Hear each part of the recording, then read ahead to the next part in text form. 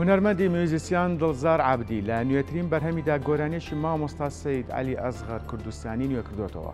با گوتەی هونەرمەند دڵزار عابدی گۆرانیەکە سەرەتا بە گۆشەی ڕاجع دەست پێ دەکات و بە گۆشەی بەختیاری تاو دەبێت و هەوڵی داوە بە شێوازێکی جیاواز دابەشکردنی بۆ بکات.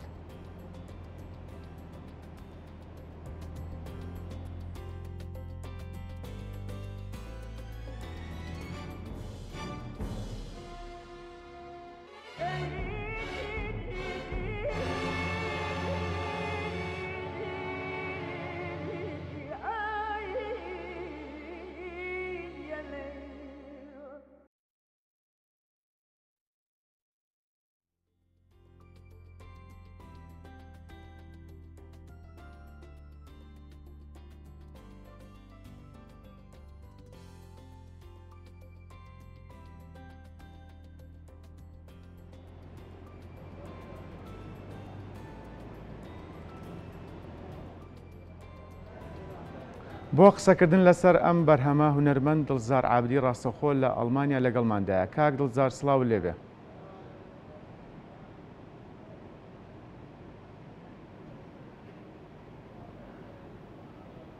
کاک دڵزار گوێبیستی منی سڵاو لێبێ.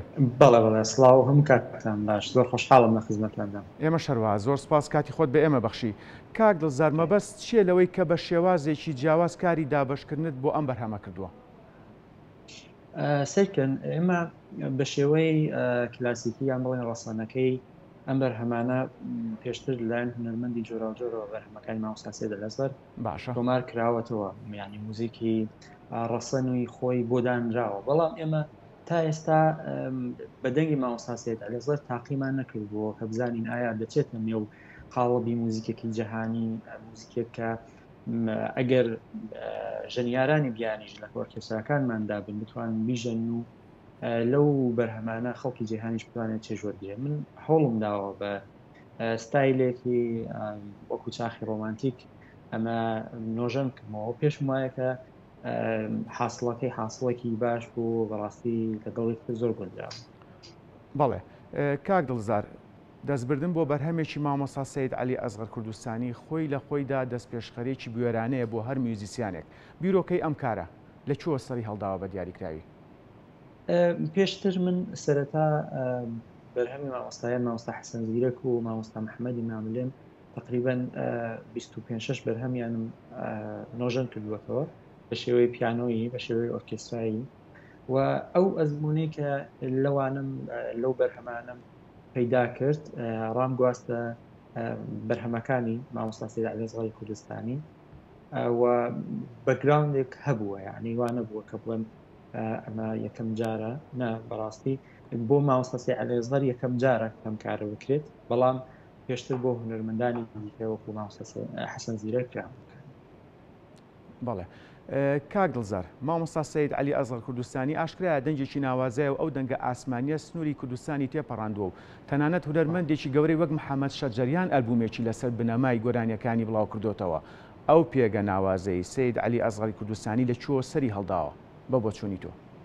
مامۆستا سەید عەلی ئەزغەر لەبارێک چینی دەنگەوە، چینی دەنگی کۆنتراڵتۆیە، کەمتر پیاوێک یعنی لەو چینی دەنگەدا دەتوانێت گۆرانی بخوێنێت، چون تۆنەکانی زۆر بەرزە. ئەمە یەکەم شت. دووهەم شت مامۆستا سەید ئەزغەر مەقامزانێکی یەکجار شارەزا بووە لە تەکیە و خانقاکاندا موسیقای ئاینی خوێندووە، خۆی قاڕیەکی قورئانی زۆر لێ هاتوو بووە، یعنی تێکەڵەیەک لە مۆسیقای ئاینی، مۆسیقای ڕەسەمی کوردی و ئەو بەهرە خۆڕسک و خۆبەخشەی کە خودادادی و خوددا پێداوە هەمووی تێکەڵ بووە بووەتە ئەم لووتکە بەرزەی کە بەڕاستی هەروەکە ئاماژەتان پێکردن و مندانی زۆر بەناوبانگ لاساییان کردوەتەوە یان لەژێر کاریگەریدا بوون و ئێستاشی بە بەرزی ماوەتەوە.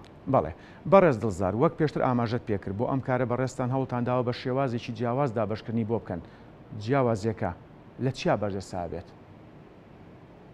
سیرکە جیاوازیەکە ئێمە کاتێک ڕۆبەڕوو دەبینەوە لەگەڵ موزیکێکی کوردی دەمانەوێت دابشکردنی مۆسیقای بۆ بکەین، زۆرتری ئارنجمنتەکان ئەوانەی کە کاری دابشکردنی موزیک ئەکەن هەو ئەیەن ئەو ڕەسەنایەتیەش کە لە ناو میلۆدیەکەدا هەیە ڕاگوێزنە ناو بەشی موزیکەکەشەوە، یعنی موزیکەکەش کوردبوونێکی پێوە دیارێک. ئەمە خاڵێکی زۆر زۆر پۆزتیڤە بەڕاستی، یعنی ئەمە خاڵ نێگەتیڤ نییە، بەڵام من هەوڵمدا ئەوە نەکەم لەبەر ئەوەی کە ویستومە کەمێک ڕادیکاڵتر لەگەڵ ئەم شتە ڕوبەڕووبمەوە بتوانم سنوورێک تێپەڕێنم کە پاشان کە ئێمە توانیمان پۆتانشیێلەکان بناسیین، بزانین ئەم دەنگە چەندێک پۆتانشیێلی ئەوەی هەیە کە بەرەو جیهانی بوون بڕوا اینجا بتوانین هەنگاوە بەرەو دواوە بینەوە و ئەم جارەکانێ لە موزیکەکاندا ئەگەر هاوشێوەی ئەوەماندا بەشکردەوە توانین